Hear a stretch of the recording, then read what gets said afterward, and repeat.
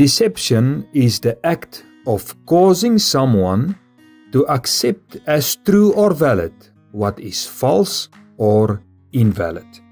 Now this morning I want to share with you a few ideas about deception.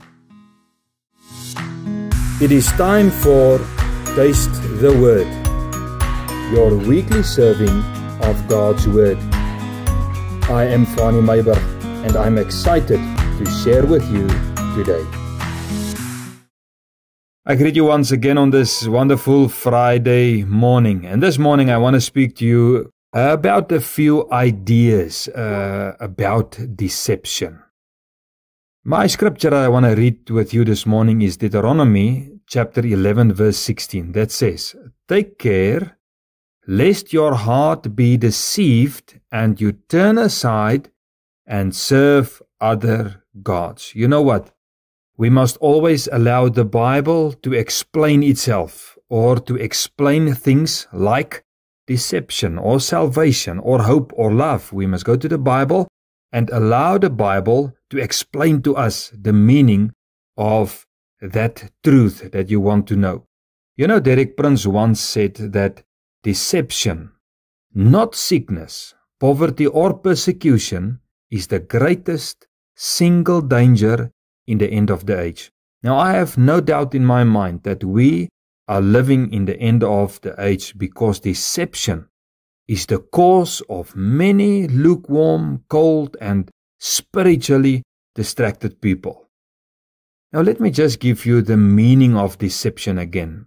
I give it at my introduction. Deception is the act of causing someone to accept as true or valid what is false or invalid. So today, I want to give you a short summary on deception that you can add to your Bible study. And we're going to allow the Bible to explain deception to us.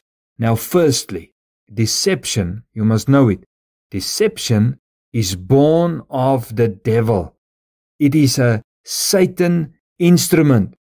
And I want you to listen to this podcast again because I want to give you scriptures. I'm not going to read everything, but I want to give you the scripture. And that is in Revelation chapter 12 verse 19 and Genesis chapter 3 verse 13. And that is the story about Adam and Eve in the garden with the snake. How the Satan deceived Eve. And secondly, deception is the first dilemma of the Bible. You will read it again in chapter 3 of Genesis, verse 13. It was the Satan that deceived Eve. It was the first dilemma of the Bible. So firstly, it was born of the devil. Deception is born of the devil. It is a Satan instrument. And secondly, deception is the first dilemma of the Bible. Now, in what forms may it be presented to us? Listen carefully. Here's a few things. You can deceive yourself through earthly wisdom. And that means you can jeopardize your spiritual life by earthly wisdom. Read 1 Corinthians chapter 3 verse 18. Secondly, you can deceive yourself by saying you have no sin. 1 John 1 verse 8 says this thing. You can deceive yourself by saying you have no sin. You cannot be 100% righteous.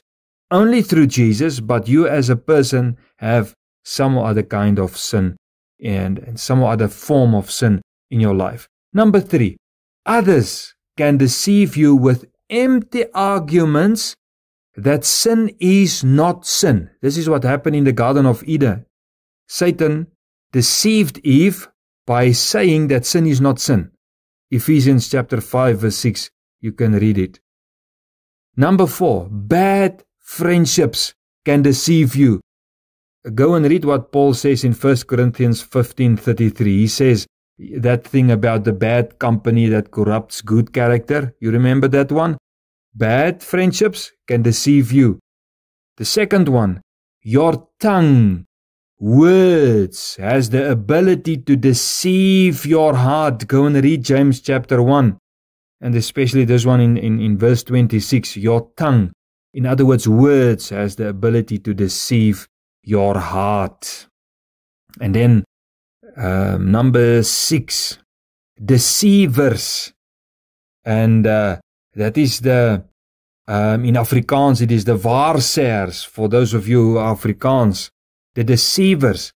It is the people, you remember those that sit in the caravans, the ones that is reading the tarot cards in the dark rooms with the low light, the glass balls, the tea bags, the palm readings, etc. It comes from diviners who are directly linked to Satan through demon activity. You must remember this thing. It is diviners, the waarsêers, né? You will find that in Jeremiah 29 verse 8. Now lastly, there are agents of deception sent by Satan. You can read that in 2 John verse 7. Many deceivers have gone out into the world. They do not confess the coming of Jesus Christ in the flesh. This is the deceiver and the Antichrist. They are directly linked to Satan. So, now, what is God's advice to us this morning? And that is our scripture, our first scripture, Deuteronomy 11 verse 16, that says, take care, lest your heart be deceived and you turn aside and serve other gods. So what does it say? It says your heart is at stake here. Your spirit man. Satan is doing what he can to get to your heart. If he can deceive you, he knows your heart will turn away from your Father and Creator God. Remember it. Listen, I will never stop to warn you against the devices of Satan. Deception. Be vigilant, be awake, and be careful for deception. You can do it, listen, you can do it by relying on the work that Jesus did on the cross through his blood. Firstly. Secondly, the guidance of Holy Spirit. And thirdly, knowledge of God's Word. Holy Spirit will guide you through the knowledge of God's Word, and you must listen to Holy Spirit. And this morning I want to declare over you, or I want to speak over you. I don't know what to say. I just want to say, Lord, may the Lord bless you, and may the Lord keep you safe till He comes. Amen.